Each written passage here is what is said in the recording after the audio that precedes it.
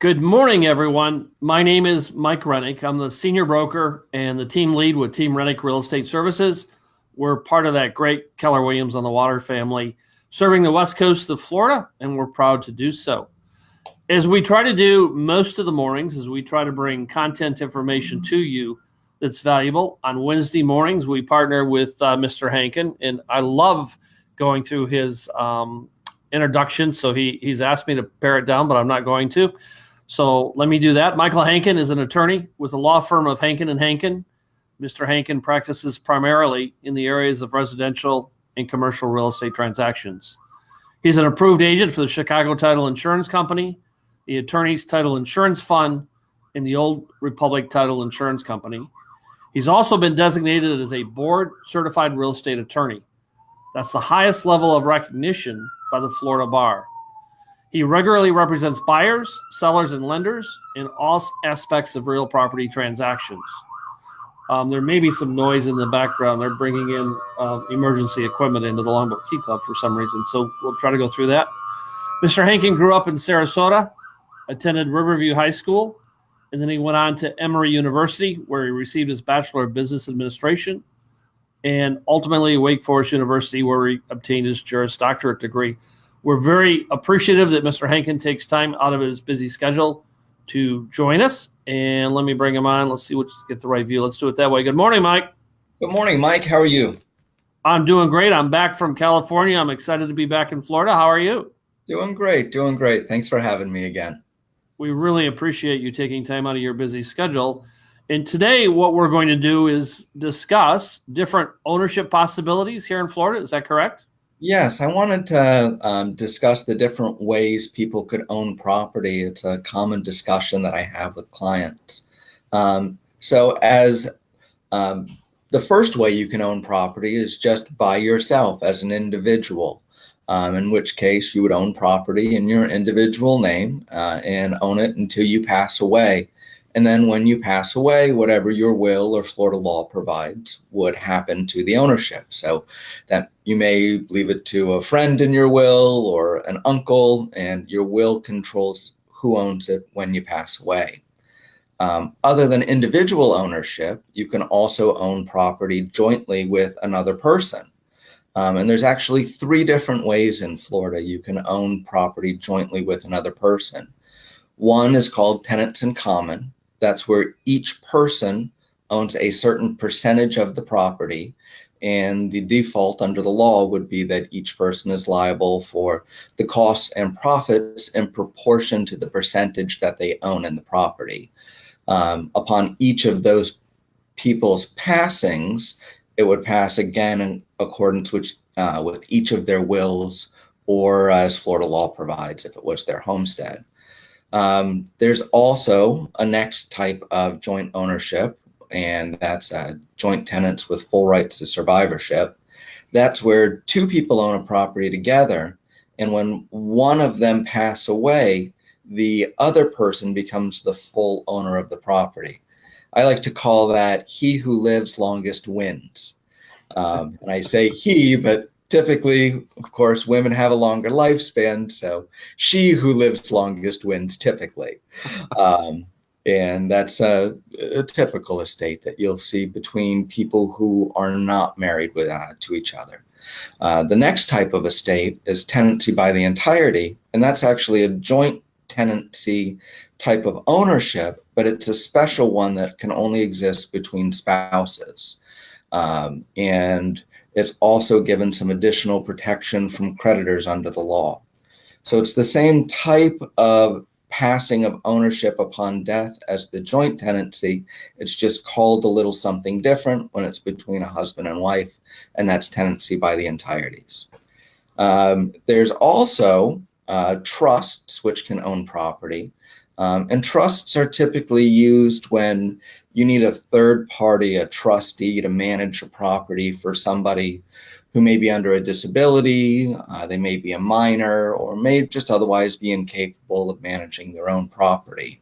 It also can be used as part of a larger overall estate plan.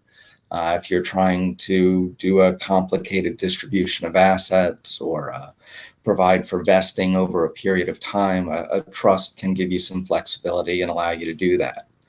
And then the last way is in a legal entity such as a corporation or an LLC. And that's typically used if the property is going to be occupied by somebody other than the direct owner. And when that happens, there's increased liability for slip and falls and that sort of thing. And typically the owner wants to put a layer of legal separation between those sort of claimants and themselves. And they do that by having a property owned by a legal entity like a corporation or an LLC. I hope I didn't put you to sleep, and I, of course, want to answer any questions you might have. Anything I can clarify, or are you still there? Did I wake you up? No, I'm still here. You do a fantastic job of explaining what I feel is another complex topic. When someone makes a purchase in Florida, the rules here might be different, and I know they're different than where I came from in Michigan. So let me go back and just ask a couple of questions. If a married couple wants to buy real estate, real property, can just one of the individuals purchase that property? They can. And then that person would own that property. It doesn't necessarily make it a non-marital asset. That's kind of a family law discussion, which may be beyond the scope of this. But it does allow one person to own properties separately in their own name, and then that property would pass in accordance with that separately married person's will. So the couple at that point don't really own it together. Is that true? That's true. Now, if there was a later divorce, it may still be included as part of what would be considered the divorce estate. But it's correct. An individual who's married can own property separately. So the topic gets even a little bit more complex. The best way to figure this out, if you're contemplating a purchase, is to sit down with an attorney that's experienced in this field and really understand what's right for you. You know, Michael mentioned a couple of minutes ago of buying it in the name of an entity or an LLC. If a mortgage is involved, that may not be possible. Is that correct, Mike? Correct. Fannie Mae and Freddie Mac don't let you take title in the name of a corporation or an LLC for primary residences or second homes. Some investment property, you can under certain programs, but generally correct. When you're getting a loan, it's much more difficult to use a corporation or entity. So let's go a little bit deeper in terms of when we look at someone wants to make a purchase. You know, you've got, multiple assets.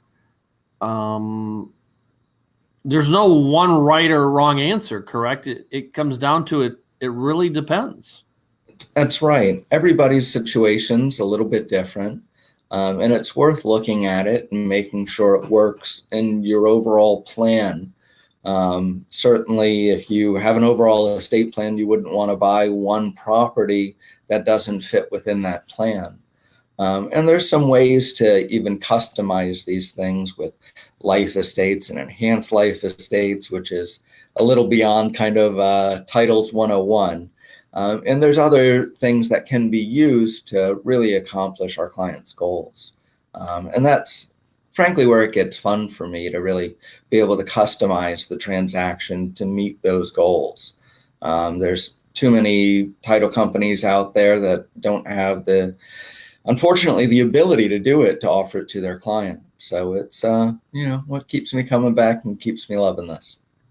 Let's take this in a little bit different direction, since this is unrehearsed and unscripted, and my mind does work in devious ways. So I just thought of a question that might be good to talk about. In Florida, I'm sorry, go ahead. Oh, I said it sounds dangerous. And if I didn't have the best of the best on here with me, I wouldn't do this.